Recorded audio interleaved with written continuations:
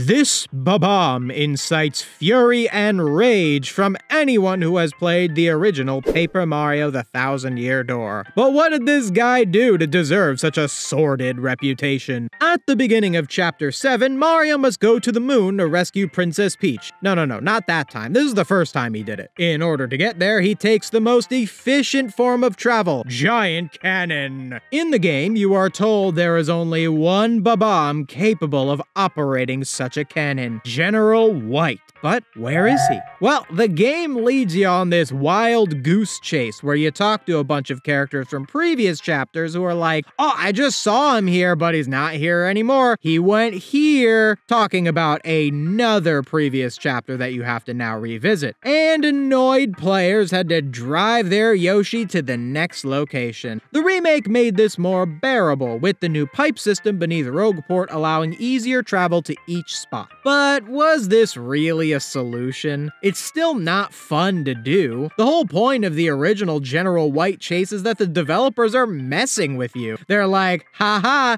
you gotta go all the way to this other place, and then once you do find him, the game makes you jump on him way too many times while the text mocks you with how asleep he is. It's intentional tedium. I don't think that's good game design, by the way. It's super disrespectful to the audience. They pull this with the Babulber hot dog side quest too, which I talked about in my video on the Trouble Center. Go check that out, by the way. But this is even worse than the Babulber quest because it's not only required to complete the game, but it's placed at a time where the story is reaching its climax and you're eager to move forward. The pipe room solution in the remake keeps the original story beat, but removes the original cruel intent by the developers. While this is an improvement, it's still no fun to talk to a bunch of NPCs, no matter how short it is. Why is this fun game I play in my leisure time giving me a boring chore to do? And why is everyone treating this boring chore like it's suddenly fine just because it's a little shorter? Yeah, it's better to only have to clean a few dishes than it is to wash all the pots and pans, but video games aren't supposed to feel like doing the dishes. This flawed game design needed to be fixed at the root, completely reworked. I know this remake was quite faithful to the original, and there are a lot of positives in how well the game was preserved from its original GameCube glory, but this part of the game just didn't deserve to be preserved. There are two things the developers could have done. One would have been to just have General White already present at Far Outpost, saving you from needing to go anywhere at all. Let's just get to the moon and fight the X-Nauts already. But I think there could have been an even better solution. One positive of the General White missing persons search is that it's the game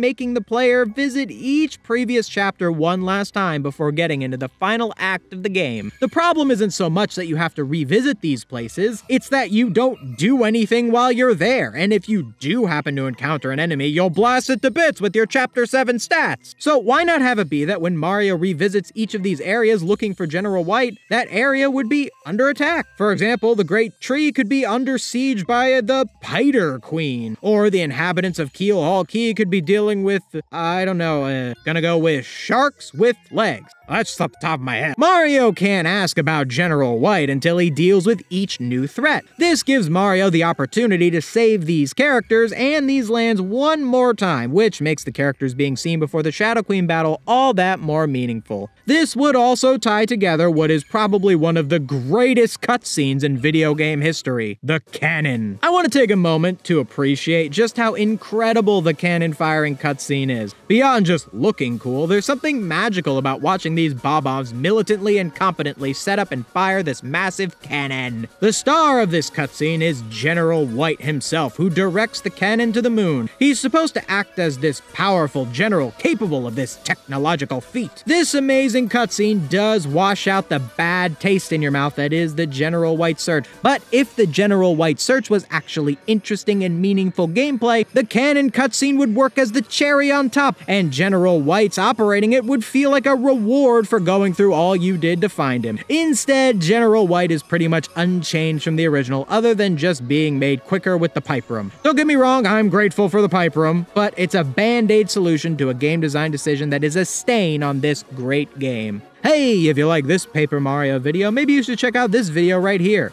or if you want to see another one of my videos, click right up here. If you like what I do and want to see me do more of it, consider becoming a channel member or checking out my Patreon, link in the description. Thank you so much for watching. See you next time.